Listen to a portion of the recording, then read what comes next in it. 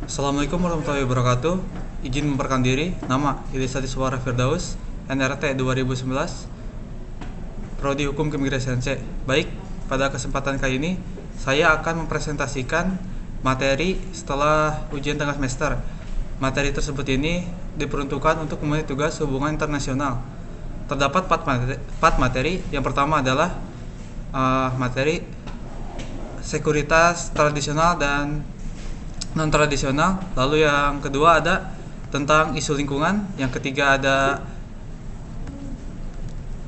migrasi dan pengungsi. Lalu yang keempat ada infectious disease. Baik, saya akan menjelaskan materi pertama, yaitu tentang keamanan tradisional dan non tradisional.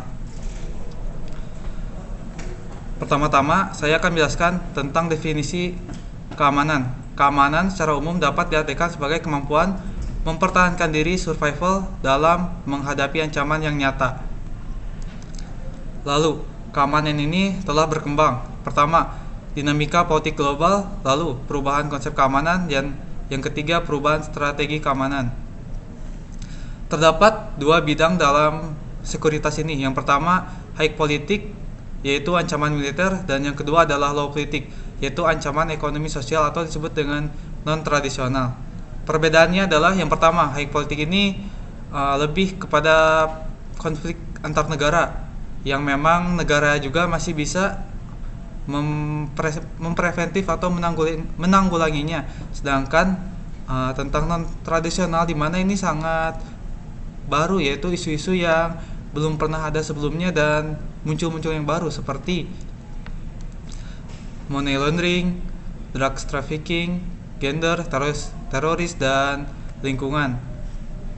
Hal ini sangat sulit untuk ditanggulangi karena tidak ada satu negara pun yang bisa menanggulangi tentang keamanan non tradisional ini, sehingga sangat amat untuk dipelajari agar kita sebagai khususnya petugas imigrasi itu dapat memprediksi apakah yang kedepannya ini akan terjadi seperti apa. Lalu menurut EHKAR, keamanan dunia dapat dicapai apabila satu, adanya nilai perdamaian. Yang kedua, adanya tentang betapa pentingnya kesejahteraan ekonomi. Ketiga, human rights, dan keempat, keseimbangan lingkungan. Terdapat 3 konsep dalam konsep keamanan ini. Yang pertama adalah keamanan bersama, keamanan komprehensif, keamanan kooperatif. Baik, saya akan menjelaskan pertama, common security, yaitu diperkenalkan oleh Komisi Palme tahun 1980 sampai dengan 1981, bahwa hubungan dalam keamanan bersama ini adalah hubungan yang paling sederhana seperti perjanjian antar negara, yang dimana maksudnya ada untuk saling diplomasi, yaitu bisa juga untuk yang asalnya antar 2 negara ini tegang dapat damai dengan cara menciptakan keamanan yang transparan dan tidak agresif. Lalu yang kedua adalah comprehensive security. Keamanan meliputi semua aspek kehidupan manusia, ini termasuk dalam non-traditional security, di mana setiap negara wajib memberikan perlindungan, keamanan ekonomi, sosial, politik, dan lingkungan hidup di luar keamanan militer secara fisik bagi setiap negara. Dan dalam comprehensive security ini melahirkan sebuah human security. Lalu yang kedua, cooperative security. Ini adalah bentuk kerjasama yang paling longgar, manfaatkan semua saluran mengacu kepada semua aspek keamanan. Dan bentuk-bentuk kerjasama yang terbilang adalah lembut, seperti transparansi, normatif, dan tidak punya kekuatan untuk implementasi. Terdapat kelemahan dalam konsep keamanan konvensional maupun tradisional. Yang pertama, bahwa pendekatan keamanan nasional seperti yang selama ini kita kenal dirasakan kurang sensitif terhadap perbedaan kultural. Lalu yang kedua, pemikiran untuk memberikan prioritas keamanan manusia berkaitan erat dengan semakin meningkat fenomena pemberian bantuan-bantuan kemanusiaan belakangan ini yang seolah menantang pemikiran tradisional tentang prinsip non-intervensi dalam urusan negara yang berdaulat. Lalu selanjutnya adalah saya akan menjelaskan tentang traditional security. tradisional security ini muncul pertama kali pada tahun 1980. Konsep mengenai keamanan negara hanya seputar pertahanan negara, lalu adanya gangguan integritas wilayah dan kedaulatan politik. Lalu yang ketiga adalah kekuatan dan strategi militer, di mana pada tradisional security ini itu lebih memfokuskan kepada kedaulatan sebuah negara. Lalu yang kedua adalah non-traditional security atau disingkat dengan NTS, berkembang pada era tahun 1990. Perkembangan konsep ini juga sejalan dengan konsep human security seperti defense studies dan human security. Isu-isu human security dibuat menjadi securitization atau sekuritasi. Sekuritasi itu adalah sebuah non-keamanan yang diangkat menjadi keamanan.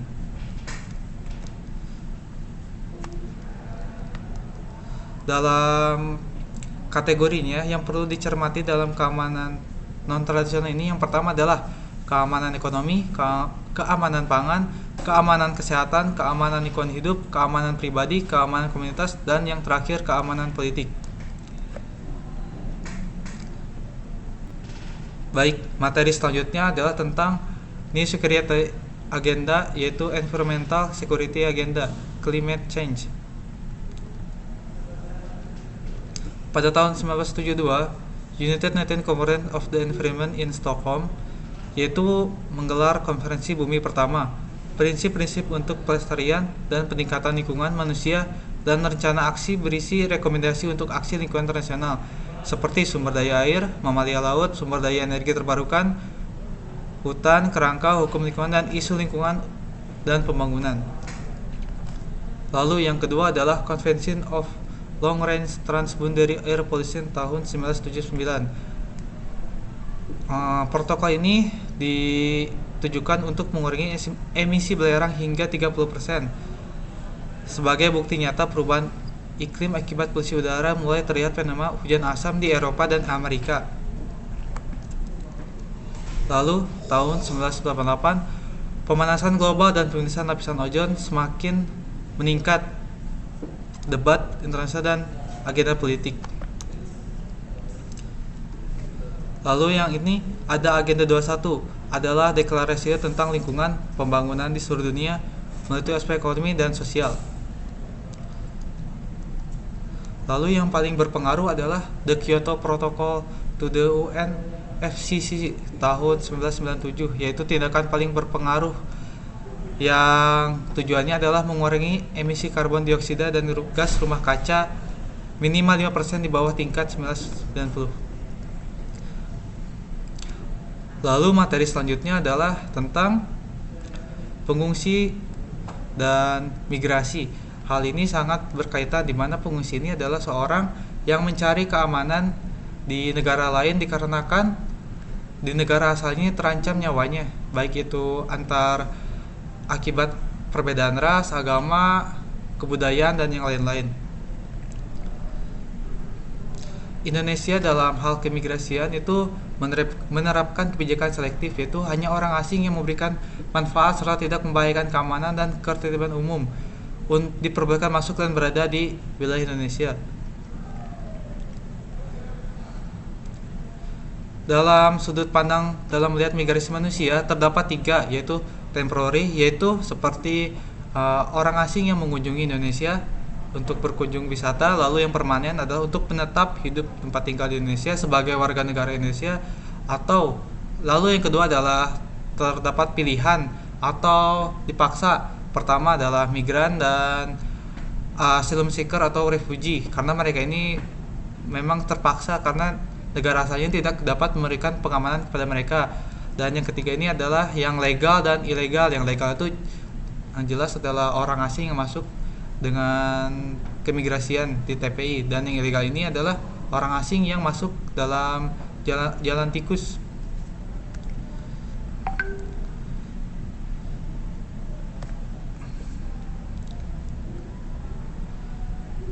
Kerjasama dalam hal keimigrasian ini sangat penting. Terdapat kerjasama regional, multilateral, dan regional ini adalah kerjasama antar wilayah, dan multilateral ini seperti kerjasama antara Indonesia dengan ASEAN. Lalu adalah materi yang terakhir yaitu tentang infectious disease. Infectious disease ini sangat menjadi amat penting di zaman sekarang, di mana di masa sekarang ini juga masih dalam pandemi COVID. Maka kita harus mempelajari sejarah agar kita dapat memprediksi ke depannya untuk menanggulangi, setidaknya dapat meminimalisir dampak negatif yang terjadi. Infectious disease ini ada yang paling parah yaitu bubonic plague, yaitu hampir 200 juta orang telah terinfeksi, dan yang paling terbaru ini itu COVID. Lalu dalam hubungan dengan migrasi ini, bahwa sistem keamanan, salah satunya adalah perintasan keimigrasian ini harus dikuatkan lagi dengan adanya penegakan hukum, seperti jika ada orang yang ingin masuk, lalu itu harus diperiksa tentang kesehatannya, dan jika dia ada indikasi mempunyai kesehatan yang mendapatkan pandemi dan dapat merusak atau berdampak negatif kepada Indonesia, itu harus ditolak. Baik, ini adalah semua materi yang telah dipelajari setelah ujian tengah semester. Saya harap materi ini dapat berguna, dan apabila ada kesalahan dalam perkataan, mohon maaf. Assalamualaikum warahmatullahi wabarakatuh. Terima kasih.